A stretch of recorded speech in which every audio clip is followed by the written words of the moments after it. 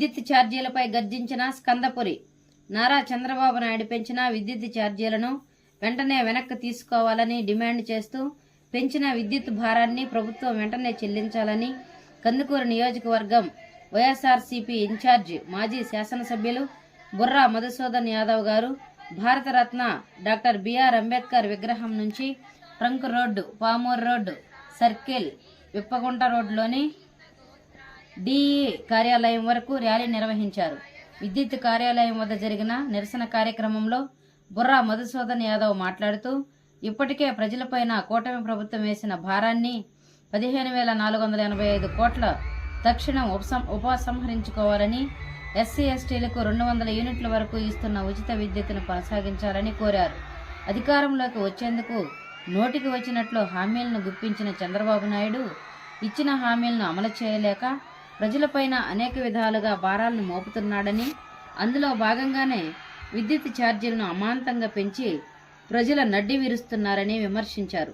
ముందుగా doctor BR Ambedkar విగ్రహానికి పూలమాల వేసి ఘనంగా నివాళులర్పించిన విప్పగుంట రోడ్లోని డిఈ విద్యుత్ కార్యాలయానికి చేరుకుని పెంచిన విద్యుత్ ఛార్జీలను తగ్గించాలని వినతి పత్రం సమర్పించారు. పుర వీధులలో విద్యుత్ ఛార్జీలు తగ్గించాలని చెప్పి వైఎస్ఆర్సీపీ పార్టీ శ్రేణులు కదం తొక్కారు. ఈ కార్యక్రమంలో వైఎస్ఆర్సీపీ పార్టీ నాయకులు తోకల కొండయ్య, ముప్పవరపు కిషోర్, గణేశం గంగిరెడ్డి, షేక్ రఫీ, పులి రమేష్, రావులకొల్లు బ్రహ్మానందం, కంపరాజు సాంబశివరాజు, చీమల వెంకటరాజ, ఈదర రమేష్, రేణమాళ అయ్యన్న, గేరా మనోహర్, పాశం కొండయ్య, పిడికిటి Shankar, Valluri Koteswararao, D Chaitanya, Chintalapudi Ravindra, Billa Ramanaiah, Talapaneni Jyothi, చనమాల Koteswararao, Narayya,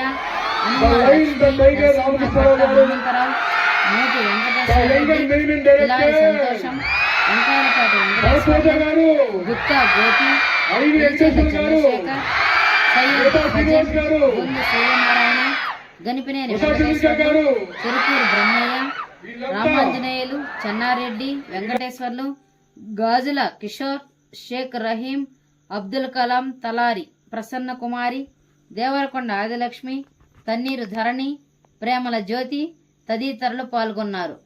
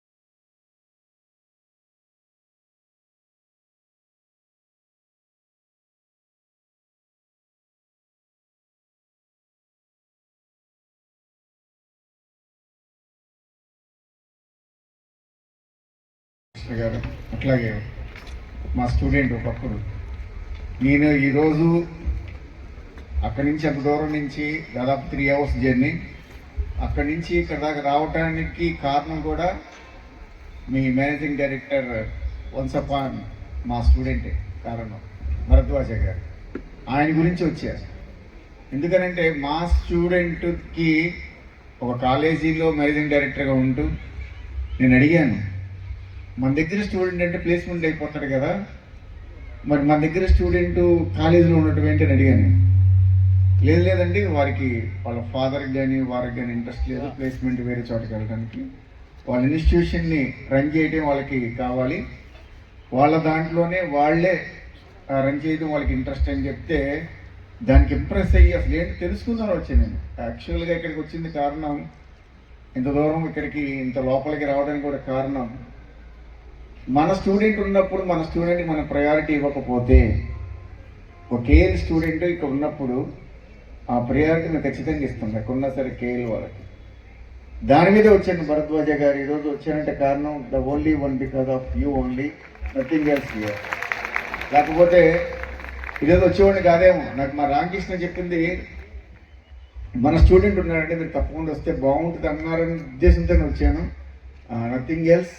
We don't want to promote our university because he is our breed. No need to promote our university. ఈ మా బ్రీడ్ ఇక్కడే ఉండిపోయి పెట్టుకొని నేను యూనివర్సిటీ గురించి ప్రమోట్ చేయడం అనేది మీనింగ్లెస్. దాదాపు 5,000 యూనివర్సిటీలు ఉంటే 5,000 యూనివర్సిటీలో దేశం మొత్తం మీద 22వ ర్యాంక్ ఉన్న యూనివర్సిటీ, అంత టాప్ రేటెడ్లో ఉన్న యూనివర్సిటీలో చదివిన మా బ్రీడ్ ఇక్కడ ఉన్నప్పుడు we want to see him how he running the institution. మీరు మెయింటెనెన్స్ చేసే దాన్ని బట్టే మా భరద్వాజ గారి యొక్క ఇది ఉంటుంది. అందుకే నేను ముందే చెప్తున్నా, అక్కడ చూసిన తర్వాత ఇక్కడ చూడాలని. Discipline is the most priority in all aspects. అది లేకుండా సక్సెస్ అనేది ఎప్పటికీ రాదు, వచ్చినా నిలబడదు. Please SIT down. ఆయన మా దగ్గర నెలకి దాదాపు ఆయన హయాంలో చేరుంటి పార్టీకి మంచి ప్యాకేజీలో ఉండేవాళ్ళు. నేను అడిగాను వాళ్ళ ఫాదర్ని, మీ చైర్మన్ గారిని, ఎందుకండి సాఫ్ట్వేర్ పంపించలేదు, ఎందుకు కాలేజీకి తీసుకొచ్చారు, అతను బీటెక్ అంత పెద్ద ఇన్స్టిట్యూషన్లో చేశారు కదా, మీరు ఎందుకు పంపించలేదంటే, ఎందుకండి ఏముంది, మహా అయితే మనం రూపాయలు సంపాదిస్తాడేమో, అదే కొనుంటే మా పిల్లలకి నాకు హెల్ప్గా ఉంటాడని ఒక మంచి మెసేజ్ ఆయన ఇవ్వటం అనేది ఆయనకే చెల్లింది. అది విజనరీ పర్సన్ ఆయన. మీరు అనుకున్నట్టు నేనే నాకు తెలియదు, అసలు ఆయన ఎవరో కూడా నాకు తెలియదు. రామకృష్ణ గారు చైర్మన్ గారు అంతవరకే తెలుసు. ఆయనతో 10 నిమిషాలు మాట్లాడితే అర్థమైంది ఆయన లోపల ఎంత ఉంది అనేది. పిల్లలకి ఏం చేస్తే బాగుంటుంది, పిల్లలు ఎలా ఉన్నారు, సొసైటీలో జనరేషన్ గ్యాప్ ఎంత ఉంది, ఇప్పుడు పేరెంట్స్ ఎలా ఉన్నారు, పిల్లలు ఎలా ఉన్నారు, పేరెంట్స్కి స్టూడెంట్స్ మధ్య బాండింగ్ ఎలా ఉంది, పేరెంట్స్కి స్టూడెంట్స్ బాండింగ్ లేకపోవడం వల్ల ఎలా ఉంది సొసైటీ, ఇవన్నీ కూడా నాతో డిస్కస్ చేశారు ఆయన. చేసినప్పుడు అనిపించింది నిజమే కదా, ఇట్స్ ట్రూ. ఇప్పుడు ఇక్కడ కూర్చొని మీరు వెనకాల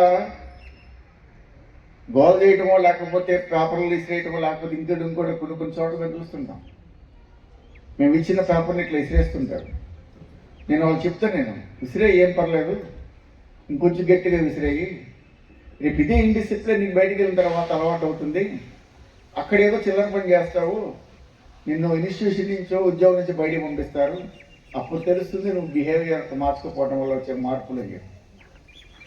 పెద్ద పెద్ద ఆర్గనైజేషన్లో కూడా ఇన్ పర్టికులర్ సాఫ్ట్వేర్ ఇండస్ట్రీలో ఉద్యోగాలు వచ్చి ఇంటర్న్షిప్ చేస్తూ నెలకి, ఇంటర్న్షిప్ అంటే మీరు అనుకుంటున్నారు డిగ్రీ అయిపోయిన తర్వాత, ఒక లాస్ట్ ఇయర్లో ఇంటర్న్షిప్ చేస్తారు 4 years బీటెక్, 4 years బీటెక్లో 3rd year అయిపోయిన తర్వాత 4th year ఇంటర్న్షిప్కి వెళ్తారు. ఇంటర్న్షిప్లో ఒక్కొక్కరికి ₹1,00,000 జీతం వస్తుంది. రాహుల్ న్యూస్ చూస్తున్నారే కానీ సబ్స్క్రైబ్ చేయట్లేదు. Please subscribe Rahul news.